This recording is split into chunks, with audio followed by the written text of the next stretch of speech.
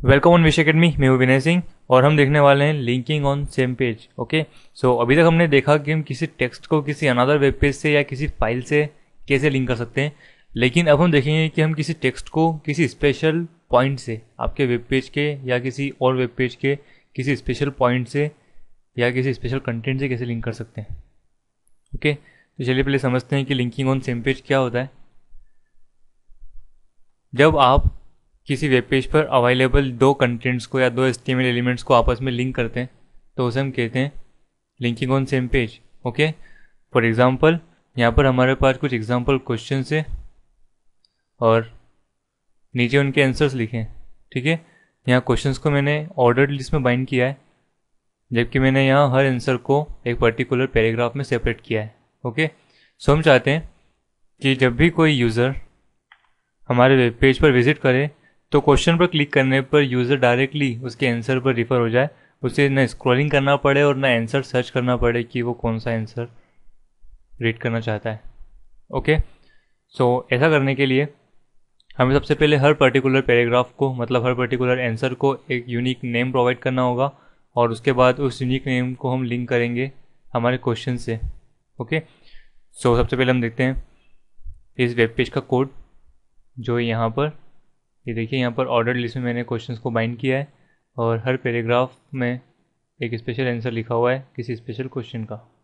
Okay, so answers के name देने के लिए आपको पी टैग में आंसर शुरू होने के पहले एंकर टैग लगाना है।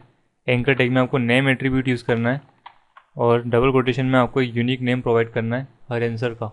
ओके, जैसे ये है आंसर 1 तो मैं इसका नाम दूंगा ANS1 फॉर आंसर 1। ओके, और जहाँ पर आपका आंसर ख़त्म हो रहा है वहाँ पर आप एंकर टैग क्लोज कर दीजिए। ओके, देन हम आते हैं हमारे सेकेंड आंसर पर। यहाँ पर आपको लगाना एंकर टैग, नेम एट्रीब्यूट और unique name ANS2 for answer 2। आप कुछ भी दे सकते हैं। ओके, जहाँ आपका आंसर ख़त्म हो रहा है वहाँ पर anchor tag close. Same for answer 3, anchor tag, name attribute and double quotation में यूनिक नेम, और जहाँ पर आंसर ख़त्म हो रहा है वहाँ पर एंकर टैग क्लोज। ओके, ये प्रोसेस आपको सभी आंसर्स के लिए दोहरानी है। जब आप सभी आंसर्स को उनका यूनिक नेम प्रोवाइड कर देंगे तो वो दिखेंगे कुछ इस तरह। ओके, मैंने सभी आंसर्स को नाम दे दिए हैं जो उनके नंबर है उसके अकॉर्डिंग। आंसर 4 को 4, देन 5, 6, 7, 8, 9 एंड 10 इस तरह। सो यूनिक नेम हम प्रोवाइड कर चुके हैं। अब हमें इन पैराग्राफ्स को लिंक करना है उनके क्वेश्चन से। सो आपको हर क्वेश्चन के पहले लगाना है फिर से एंकर टैग, लेकिन इस बार आपको यूज़ करना है HREF attribute is equal to double quotation में आपको लिखना है कंटेंट नेम, मतलब जो यूनिक नेम हमने प्रोवाइड किया है हर आंसर को वो नेम आएगा यहाँ पर। फॉर एग्जांपल मैंने फर्स्ट आंसर को नाम दिया था ANS1, लेकिन उस यूनिक नेम के पहले आपको हैश सिंबल लगाना है। ओके, यहाँ हैश सिंबल जो है वो ये डिफाइन करता है कि जो लिंक पाथ हमने दिया है वो किसी HTML कंटेंट का या किसी HTML एलिमेंट का नेम है। ओके, देन क्वेश्चन के बाद आपको एंकर टैग क्लोज करना है। Same for another question, A space HREF is equal to double quotation and hash answer 2, then फिर से एंकर टैग क्लोज। और इसी तरह आपको लगाना है सभी क्वेश्चंस के आगे और ये दिखेंगे कुछ इस तरह। सो हमने हर क्वेश्चन का यूनिक आंसर से लिंक कर दिया है। ओके, हमने यहाँ पर नेम दिया था आंसर 1, क्वेश्चन 1 का जो आंसर था उसका, और क्वेश्चन 1 को हमने लिंक कर दिया है कंटेंट आंसर 1 से। ठीक है, ये रहा आंसर 2, नेम आंसर 2 दिया था और सेकंड क्वेश्चन को हमने लिंक कर दिया है कंटेंट आंसर 2 से। ओके, इसे सेव करते हैं एंड आउटपुट देखते हैं।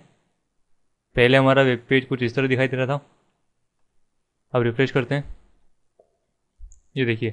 ठीक है, सभी क्वेश्चंस यहाँ पर ब्लू कलर में दिखाई दे रहे हैं, मतलब इन पर एंकर टैग लगा है वो भी लिंक वाला, और जबकि यहाँ पर भी हमने एंकर टैग लगाया है पर नेम एट्रीब्यूट हमने यूज़ किया है इसलिए ये नॉर्मल टेक्स्ट दिखाई दे रहा है। ओके, अब कोई यूज़र जब विजिट करेगा हमारे वेब पेज को और वो पढ़ना चाहता है आंसर नंबर 5, क्वेश्चन नंबर 5 से रिलेटेड है जो, सो उसे क्वेश्चन नंबर 5 पर क्लिक करना है और ये देखिए वो विदाउट स्क्रॉलिंग आंसर नंबर 5 पर पहुंच चुका है।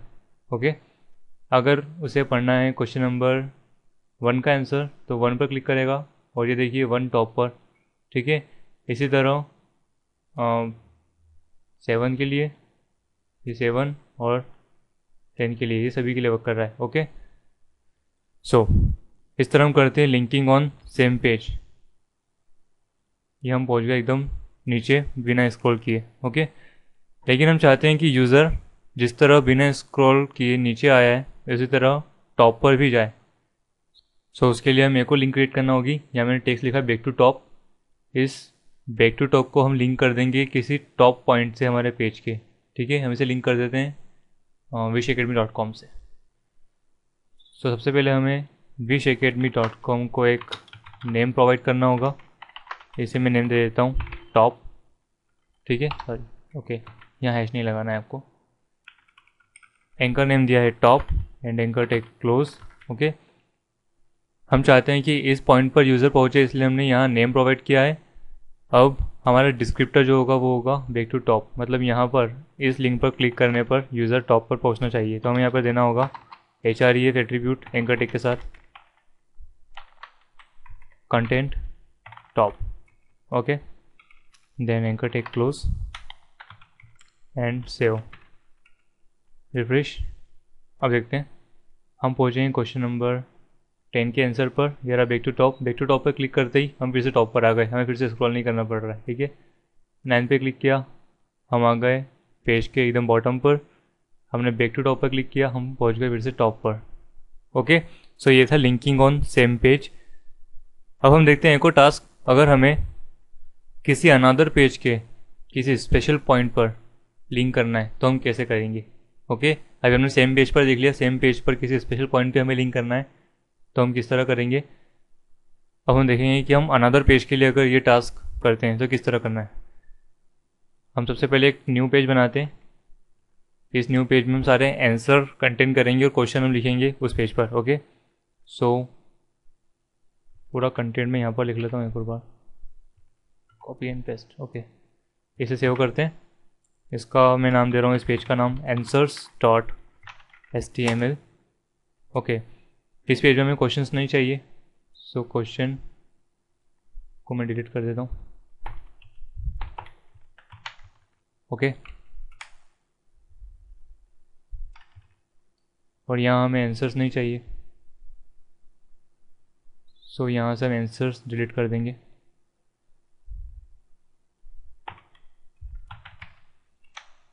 ओके। अब यहाँ पर ओनली क्वेश्चन है एंड एक बार देखते हैं हम answer.html,